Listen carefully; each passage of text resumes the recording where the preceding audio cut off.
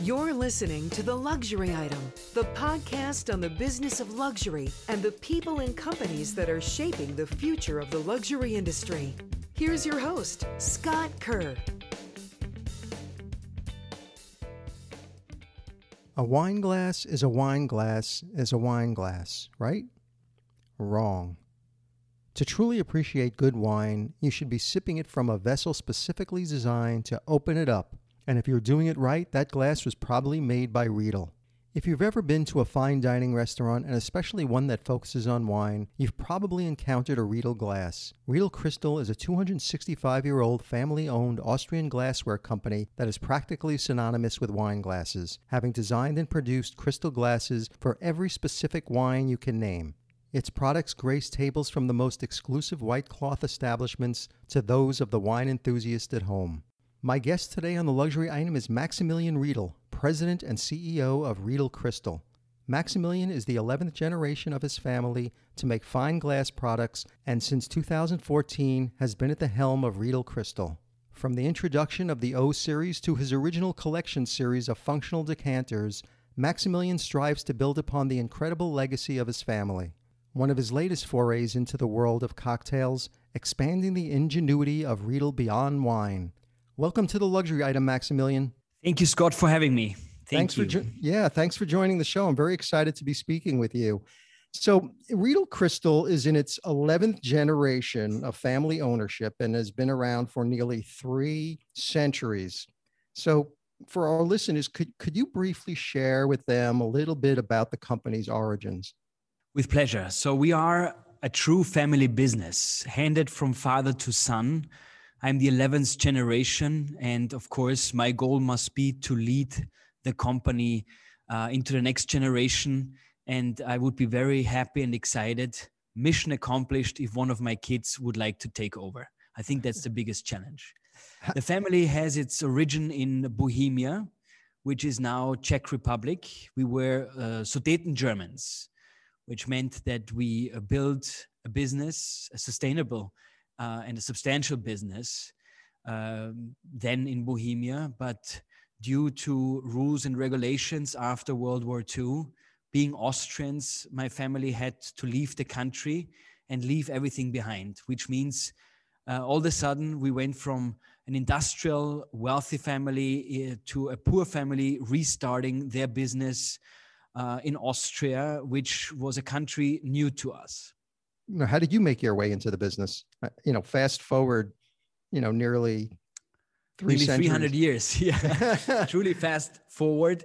The way I made my way into the business is, first of all, I was growing up with this kind of being involved in the business. My parents always hosted guests at our house, always, of course, being surrounded by winemakers, people from the industry.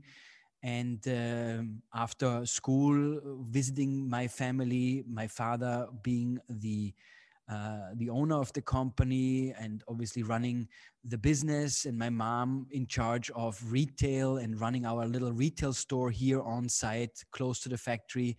I was kind of brought up in the factory. After school, visiting, being friendly with all the glass makers, knowing everybody by first name, and was fascinating to me. And then, of course, I learned how important this business was to my family. And I was brought up like in the movies, from father to son. And right. Of course, then there came the challenging times after school, what I'm going to do when school finished.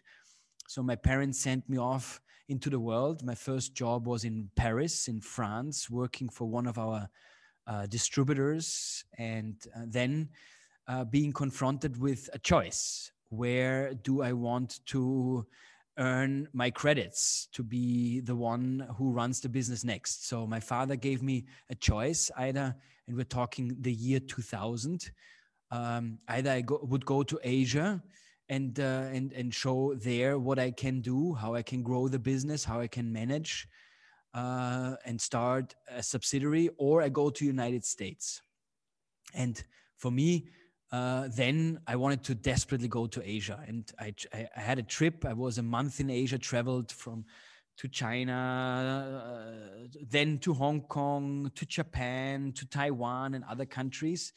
And I really enjoyed not only my visit, but it just made me more secure in my decision that I wanted to go to Asia. But my father said, no, there is an opening in America, and America then, the United States, was our biggest export market. And so our then CEO left the company, and my father said, you should go there and show what you can do. And I was very lucky to go to the United States, because not only was it then already biggest export market, I turned it into our largest global market. So I've learned a lot in the United States.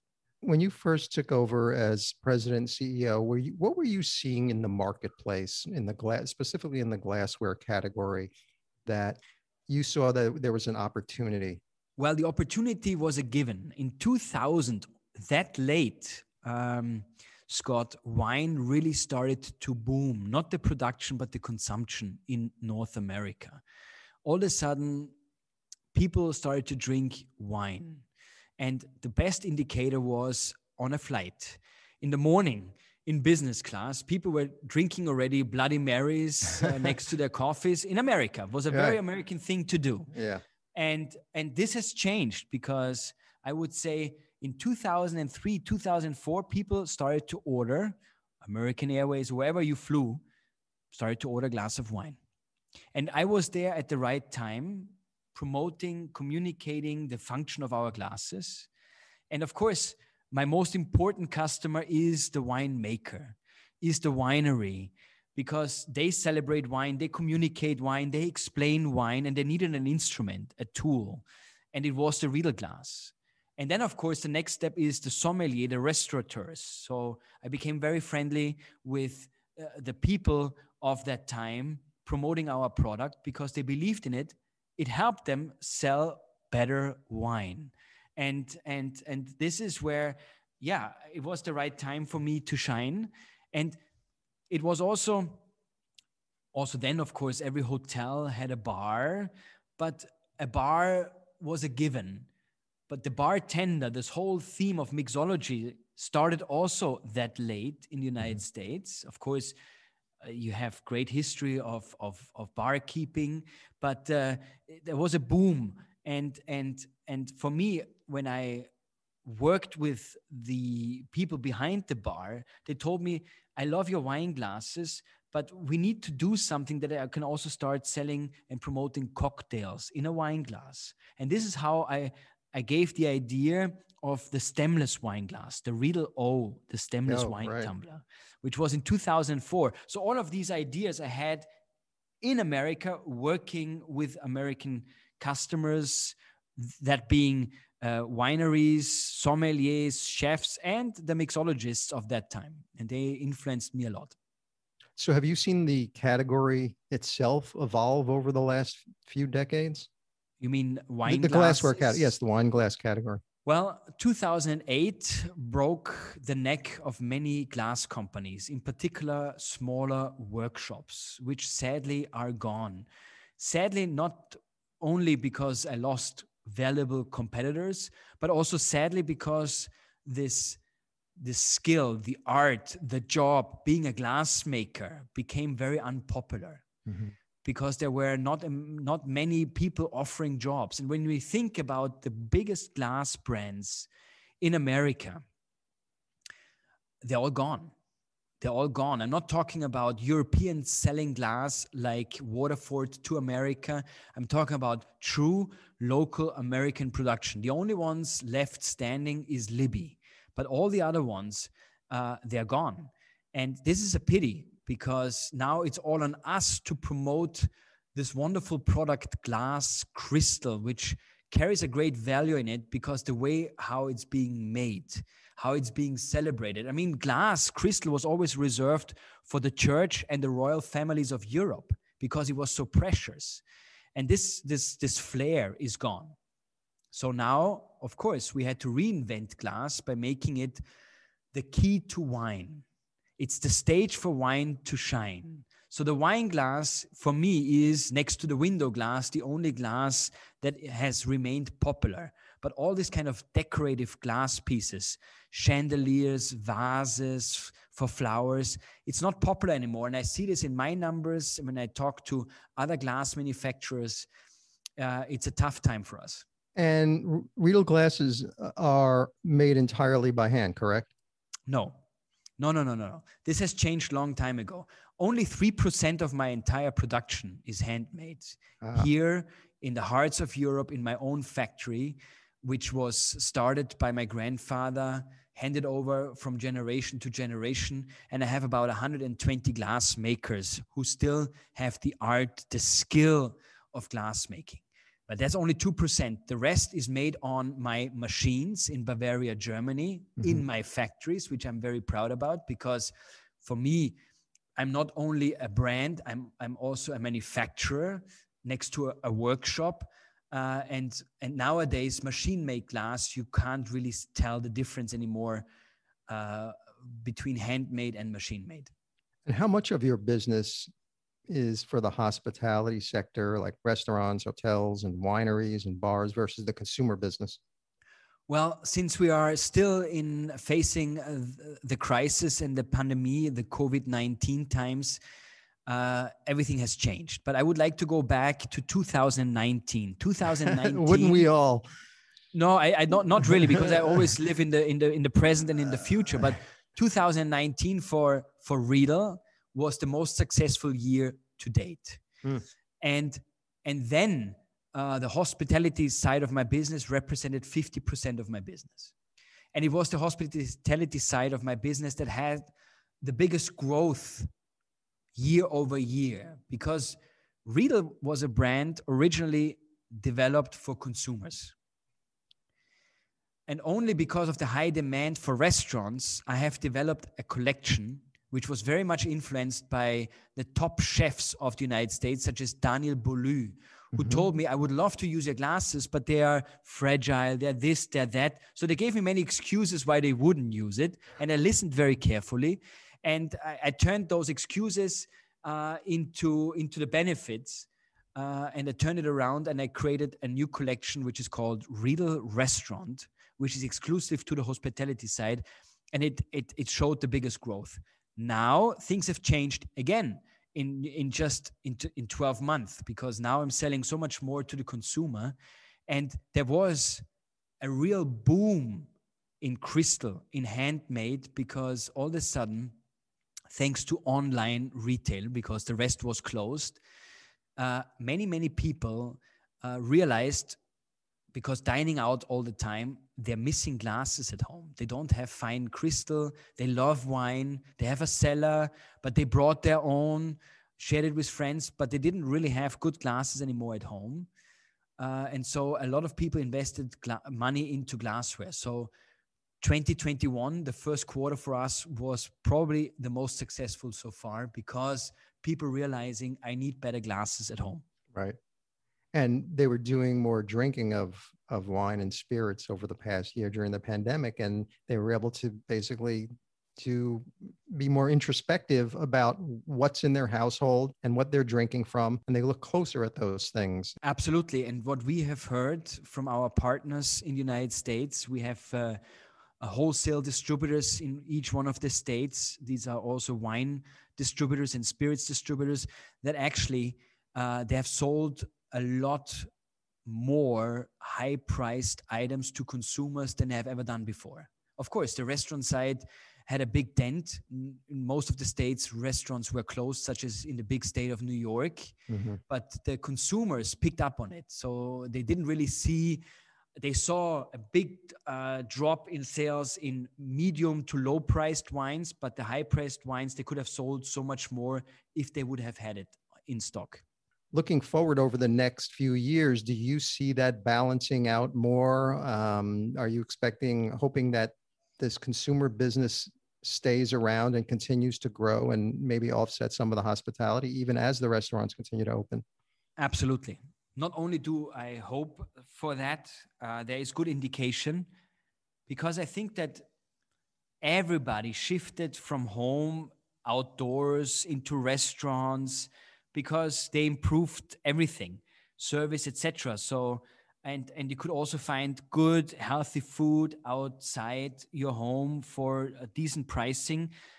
But I believe that people realize now, spending more time at home, in particular outside the big cities, that it's nice to be home. It's nice to be with family, and there is not always the need to go out. I believe that in the next couple of weeks and months, it will be different, including myself. I will dine out every meal, breakfast, lunch, and dinner, just because there is a backlog of 6 months where I couldn't do it. Good. Right. But then I think we all will be looking forward again to this casual time at home. And for me in particular, spending time with my family. I've spent so much time with my family in the last 6 months than I have done in years accumulated. And I will miss that, I believe. And others will feel the same way. So I don't think that we will go back to 2019. I do see that the restaurants are coming back. I see them coming back even stronger. Some of them have decided to spend more money on better quality. I can tell you that based on facts. But I also feel that people who have now had a taste of being at home, and in particular those who have a nice home and who can afford a home, good, this is also not a given, that they will spend more time at home. You have competitors out there, from Waterford to Baccarat. How does Riedel position itself in this marketplace to consumers? Well, Baccarat, Lalique, and Waterford have gone through many new ownerships. Baccarat has a new owner, which is Chinese, and other things, which is good because they are the ones who keep the brands alive. But what separates my brand, Riedel, from theirs is I'm producing tools. I'm a tool maker. My wine glass is not a piece of art. It should not catch dust, and it's not dealing well with flowers. Good. And when you look at the wine glass assortment from Baccarat, they're neat glasses, but they have really very little function to them. So I don't see them as a competitor. And what I like best about them is the high price point, because they really, they are asking prices for products which are extremely high. And I always feel like my product is not a luxury or is at all expensive when I compare it to them. Right. I don't see those brands as competitors. I see other brands more as competitors who compete on copying my ideas, producing them overseas, maybe in Turkey, China, in Czech Republic, where labor is just very inexpensive, and they compete with me over price. This is more of a competitor than those luxury brands that you have mentioned. So do you think the consumers know the difference? Well, I'm a consumer, and I like brands, because when I invest in a product where there's a brand behind it, I know that in case something is defective, faulty, if I have questions, or if I want to buy in 10 years the same product again, because I was lucky I only broke 1 out of 6 glasses that I got from my wedding gift, that's why you have a brand. You can always go back to them. Right. And when you use them, you feel good about it because you bought and invested in a brand. It's an investment. Versus competitors who have no name or who are like mushrooms popping up. They're there to shine for a short period of time because they had a good idea, but then they disappear again. I think that the consumer is very careful, in particularly now, how and where to spend their money. So let's go back a little bit. Throughout the spring of 2020, Europe and the world essentially was hit severely by COVID-19. How did Riedel first respond to the outbreak? Did you have to suspend production? We lived through the entire nightmare. Everything that comes to your mind happened to us. Because, first of all, we are people. We're humans. Good. We felt it skin to skin. My mother, my sister had COVID. It was not good. We suffered through it. We were afraid about life and death. So it got that close. As a company, yes, and I have a company in China, I have a company in America, in Australia, in the UK, all over the world I have subsidiaries. So we saw it coming, because my Chinese subsidiary was the first one to shut down. And then we had last year in February, the most important trade show. And the Americans already didn't come because they were afraid of having their employees being impacted by it or bring it back to America. Good. So I remember it didn't pop up in America first. I think it came first to Europe, and then it ventured off throughout the entire world. Then, of course, we had to, being a manufacturer in Germany and in Austria, being an employer in America, every country had different rules and regulations. Right. Furlough in America, furlough in the UK, Kurzarbeit in Germany is furlough in Austria. Yes, all my factories had to go into furlough. All of my employees had to go into home office. What happened with home office? And that's the reason why I'm opposed to it, absolutely opposed to it. Somebody opened a wrong email that, of course, our firewall, being at home in a home office, could not detect. So what happened? We got hacked. Scott, we got hacked. We got hacked. We got shut down. The production, the communication, online, everything got shut down. So in addition to furlough, pandemic, crisis, family members being affected, we got hacked. We had to pay a ransom. We had police all over the place. So there was not, and then we had the American elections. We have a new president. I need to remind you what happened. Good, the storm in Washington, all of this, the bad news and all of that. Of course, it was a most difficult time, not only for the people who listen, but also for us here in Europe, for my employees in America, and we will never forget it. Yeah, I hope everybody came out okay. And sadly not. We also had some deaths in the company. Oh, I'm sorry to hear that.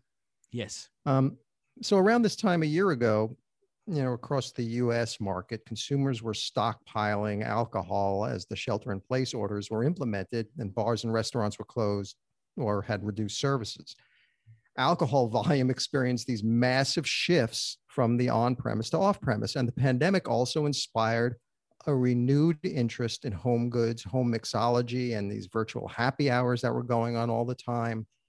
So did you see a spike in demand for tabletop glassware in that period, the same time as people were sort of doing things at home? Absolutely.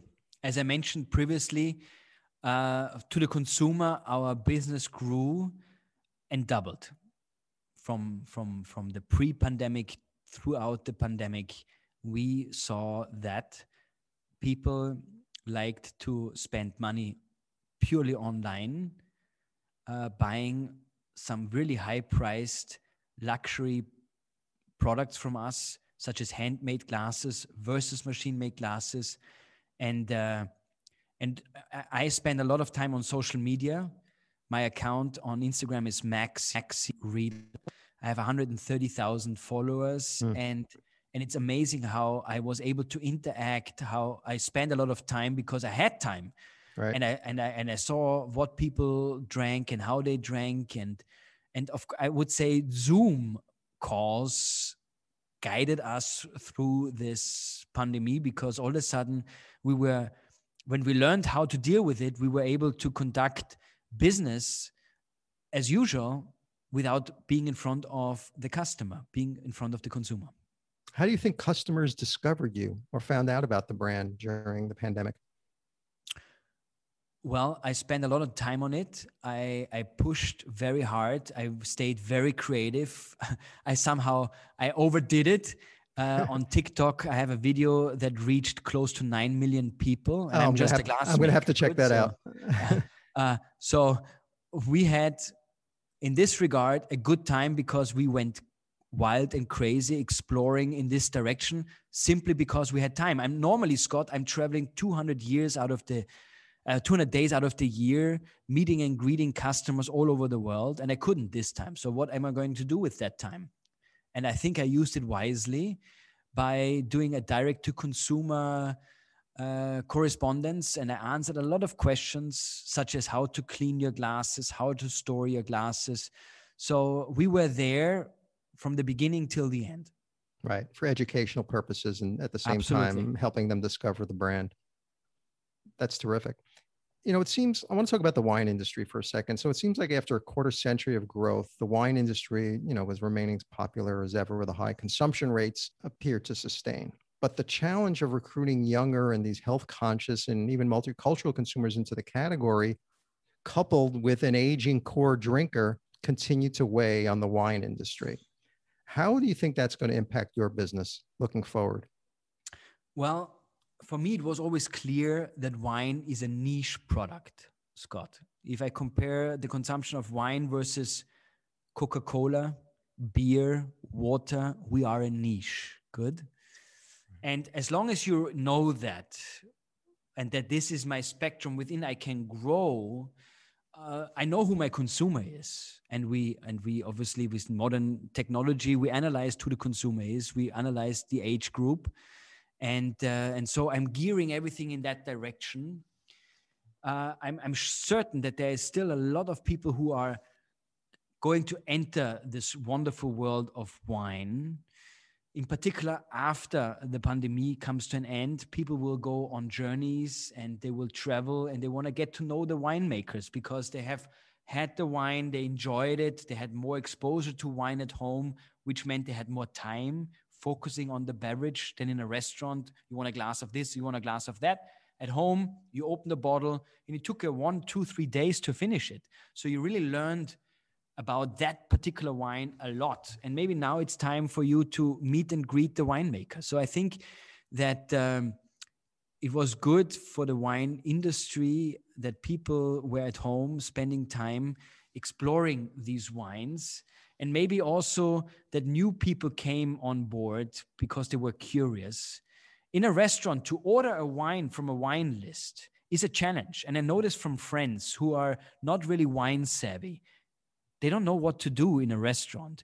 And I don't know why. There is a sommelier whom you can ask all the questions. And there is not a stupid question, Scott, as you know. A question is a question. But people have this kind of distancing. And at home, you have the internet, you Google it, you look it up, and then you place an order. Maybe in your state, it's allowed to order online and the wine comes and then you can really explore it and nobody looks at you. Because you have a budget, maybe it's different than my budget for wine, but nobody looks at you because you're doing it for yourself. But what is interesting to me, Scott, is, I lived in America for 15 years. I was first living on Long Island, then in Hoboken, New Jersey, then in Manhattan, and I traveled throughout the 50 states. And this was the beginning. When I left the Americas in 2013, it was the beginning of marijuana. Everybody was able to consume it, to buy it locally in certain states, to grow it. I think that that's a bigger threat to the wine world than anything else. Because, I think a lot of people maybe like the taste, like the effect of it. It's less expensive than a bottle of wine, and you can do it by yourself. A bottle of wine, I would generally open when I have a guest. You need 2 or 3 people to enjoy a bottle of wine versus if people roll it and smoke it. That's a different, I think that's a bigger threat to the wonderful world of wine than anything else. Yeah. Cannabis. Exactly. That's a strong possibility. So does Riedel have a philosophy for designing its glassware? Yes. Form follows function. We don't produce pretty glasses, beautiful glasses. We produce glasses for a purpose. And our purpose is the grape variety. So at Riedel, you don't find a red wine or a white wine glass. We are more in detail. You find a Cabernet glass, a Pinot Noir, a Syrah glass, as an example, or a Riesling, a Chardonnay glass. So this is also the key to our success. And we are lucky that our glasses are pretty and people feel that they are organically shaped, they're beautifully shaped, they're very light, they're balanced. So this is a side effect, but the main focus for us is the grape variety. Yeah, I was reading that the expert glass makers at Riedel focus on 3 things when designing a glass: size, shape, and rim diameter. And those 3 parameters have an impact on the perception of the wine. So do wine glasses really make a difference to taste? Huge, Scott. It turns a sip of wine into celebration. And I would like to compare it with a sound system. You play your favorite song in a bad sound system versus a modern sound system. It's just, it sounds and feels different. Music. And the same is with wine, because wine speaks to all of our senses, and the glass is in between. It's the communicator. And it's very simple to try it at home. You need three things. You need a Riedel glass, a plastic cup, and the wine bottle. Taste the wine and smell the wine from the bottle. Nobody drinks wine from the bottle. Agreed. You drink Coca-Cola from the bottle. Why? I don't know. The same with beer. But this has nothing to do with enjoyment. Good. This is just a refresher. Wine from the bottle, where you don't smell, you just taste, versus a plastic cup versus a Riedel glass. And you will not, if you do it blind, for example, there is no way that you could say that it's the same wine from the three different vessels. And this is just the hardcore extreme. Good. If you go further, just take your favorite wine glass versus the proper grape varietal specific Riedel glass versus a juice glass. There's so much for people who are listening to us to just try it in this sense without going too sophisticated, just to see, because people forget that wine enjoyment is 70% through your nose. It's parfum. And this is so important. This separates wine from any other beverage, Do the winemakers ever get involved in the process of testing out the glasses?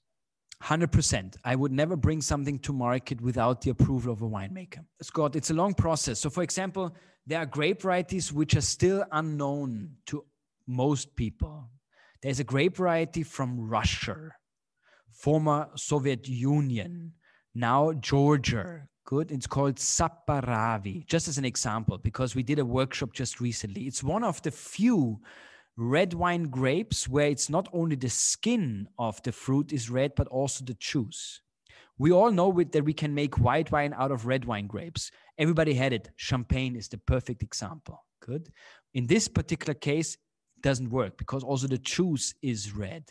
And we have made a glass for that specific grape called Saparavi. Another extreme is one of the few local grapes to the North America, born and raised in America, is called Norton, the Norton grape. The Norton grape has its origin in Virginia. Good. Mm-hmm. And we were called by the winemakers from producing this fruit, growing this fruit, to a workshop. And that's how we call it, where we sit down with the producers and we develop through taste and smell a glass, a shape for their fruit. And so we have done this also for a true North American grape called Norton. In case people are listening, look for that fruit because it is phenomenal. It's a great wine. It has American history. It is American history. And we made a glass for it, you know? So it's not only when you look through my catalog, you go online at riedel.com and you see the generic glasses. For me, sorry to say, Riesling, Cabernet, Pinot Noir, these are fruits that everybody knows and most countries grow and producing wonderful wines. But everybody knows about these grapes. There are so many grape varieties that people have yet to discover. And we are working with, in particular, with those fruit growers, with those winemakers, with those farmers to find the perfect messenger for their wine. And they see it as great marketing because we have a global standing.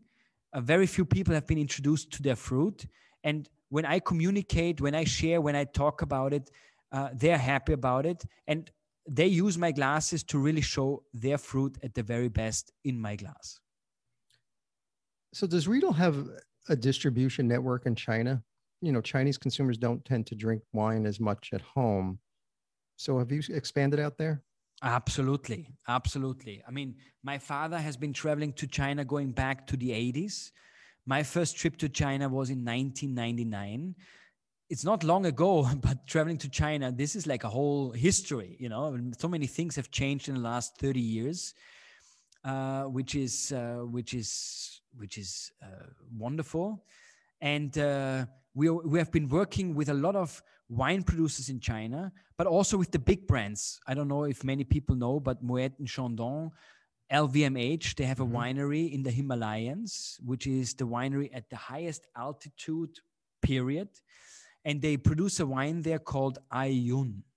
And believe it or not, I've tasted this wine from its beginnings, and we were asked by LVMH to produce a glass for it. But this is just one example. We've traveled to the wineries of China. We've learned and studied a lot about Chinese-made wine, and we all know the boom around 2000 to 2010. All the first grows from Bordeaux, from Burgundy, a big portion went to China because there was a huge hype about it. There's a lot of wealthy people, and wine is yet there. It's very new to the Chinese world of fine wine and fine dining. So we were there at the beginning. We had great partners there who introduced us to the wine culture, which is a very young culture in China. And we have made great friends. And I think Riedel is the wine glass of choice in China. Have you seen the Chinese customer evolve over the last 10 years? Definitely. Because at the beginning, it was all about valuable, high-priced wine. And now, if you talk to the wine consumers in China, which are still very limited, don't get me wrong, but they know a lot about wine, and not only anymore about Lafite and Latour. So they know also about the wines that you and I, Scott, we like to drink. So how can a 300-year-old heritage glassware brand like Riedel continue to innovate and stay relevant in a changing marketplace? Well, because the company is old, but the people who run it are very young and feisty, including myself.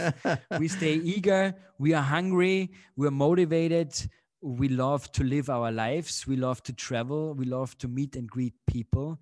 This hasn't changed, and there are always opportunities out there. You just have to catch them at the right time, and I think we have a talent for that, and that's our philosophy. Is we never look into the back mirror. We live life in present and we plan the future. And this is why we are successful. And part of staying relevant is tapping into this new generation of younger clients, obviously without sacrificing your loyal customers. So does Riedel have a social media strategy? I know you said you were talking about TikTok and you have a large Instagram account. So does Riedel have a social media strategy overall in place to reach a broader audience, particularly younger audiences? Scott, that would have been a question that you should have asked me 5 years ago. It's a common. Whoever does not have already in place a social media strategy since years has missed the boat. It's, I think, too difficult now to get into it and to start it. Unless you are a celebrity from Hollywood or in the music industry. All this kind of algorithm that's behind it, how to position, how to place. We have studied this and we've turned it into one of our most important tools to communicate the advantages of our product. The reach that we have through social media is endless. And let's not forget, it translates everything into the language which is your mother tongue. So it's the best way to communicate. It's the best way for me and my product to shine. So we've seen designer collaborations over the past several years, like Baccarat with Virgil Abloh. Any plans in the future for Riedel to collaborate with more edgier cult brands to gain access to this new target market? Well, I call them strategic partners, and I started that already many years ago. And the first one, next to the wineries that we have been working with, and we have been working with those for the last 30 years. But the first one, which was a true strategic partner, is the answer to the most frequent asked question, which is, Mr. Riedel, how do I wash your glasses? And the answer is, put them into the dishwasher. So the number one strategic partner was and is Miele Dishwasher, another family business, a family from Germany. For me, the best dishwasher in the world. It made sense to cooperate. Next to that, another fun partnership is Lindt chocolate, because whenever I conduct tastings with big audiences for 100 to 500 people, where I guide them through 3 glasses with different wines. I always like to do a little food and wine pairing. And for that, traveling the world, having always consistent food, it's chocolate. So Lindt chocolate is another company that we are associated ourselves with. And then, of course, LVMH with all their fun product. Being it, I created a glass for Dom Perignon. I created a glass for Krug Champagne, for Ayun. We've been working with Cheval Blanc and many of their brands. So those are all partnerships that are very important to us. And I'm sure they will not be the last ones. And then a one which is biggest fun is Nespresso for coffee. Yes, Riedel has created some of the most interesting coffee tasting glasses. And it was a big challenge for us because we never had to work with thermic. We never worked with hot beverages. And the heat has a great impact, not on the glass itself, but how it shows the parfum. So Nespresso and Riedel, we've been partners for the last 5 years. Very exciting. Fruit for thought, because it motivates us to remain creative, not only at the level of wine and glass, but also other beverages. And last but not least, Coca-Cola. I mean, most surreal being the wine glass company, and not everybody was a friend of the idea that Riedel all of a sudden worked with Coca-Cola. So that's true. I was going to ask you that.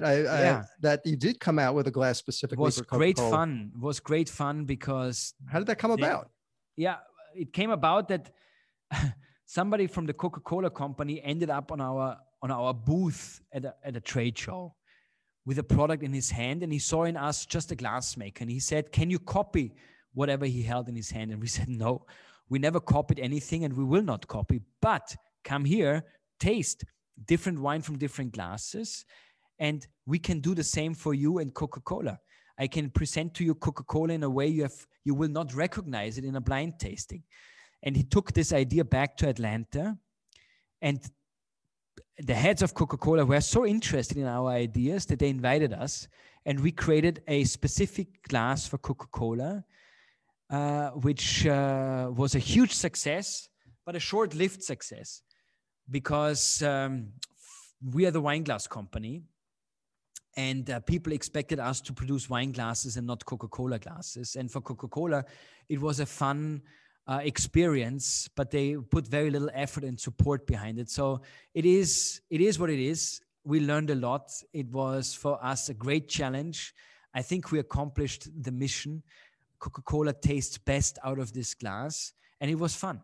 So what is Riedel doing on the sustainability front? Are there any strategies or approaches in place to save on resources, carbon emissions, or perhaps the reuse of waste glass?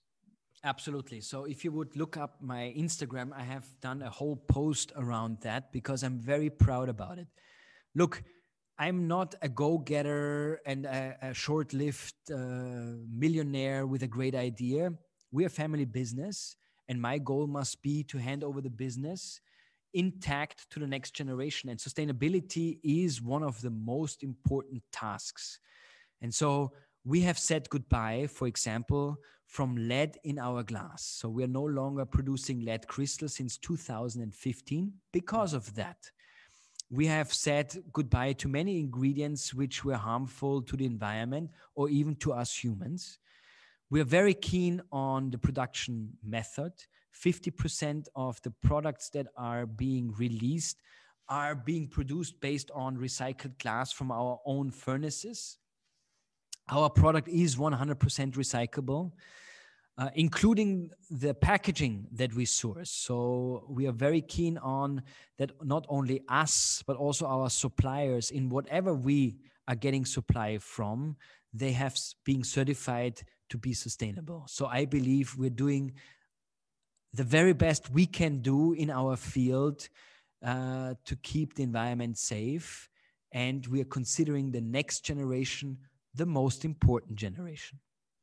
Yeah. So Maximilian, you're a very innovative guy. So what can we expect from Riedel in the next 5 years?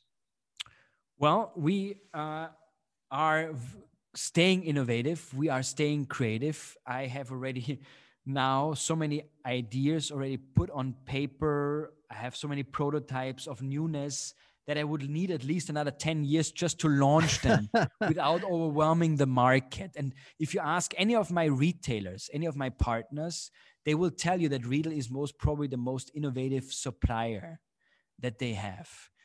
And I believe that one of the reasons why we're successful is because we are innovative, we're creative, and every year we launch a ton of new product. And what is interesting, on the other end, we're discontinuing very little product because it's such a successful run that we're on, because people like the brand, people like the people behind the brand. I have a fantastic team. Just yesterday, I thanked an employee who has been with us for 60 years. Wow. So people are with us for generations. We have employees who are sadly no longer with us because they retired now, but they started with my great-grandfather. So they have been with us for 4 generations. And this makes me very proud and a very lucky entrepreneur. So Maximilian, my last question, which I ask all my guests, is the luxury item question. If you were stranded on a deserted island and you could only have one luxury item with you, what would that luxury item be? It can't be any form of air transportation or water transportation that requires mobile service. It's just you, the island, maybe a palm tree or two. What would that one luxury item be that you would want to have with you? Well, that's a very tricky question, because first of all, it would not be an item, it would be my spouse. But I guess I'm alone. And so I would not want to have a luxury item. I would like to have a tool, which is my Swiss Army knife, because I need to consider to survive. Good. I like that. Maximilian Riedel, CEO and president of Riedel Crystal, thank you so much for joining me on the luxury item. It was a fascinating show. I learned a lot. I really appreciate it. Thank you so much, Scott. And thank you to all the listeners for spending some time with us.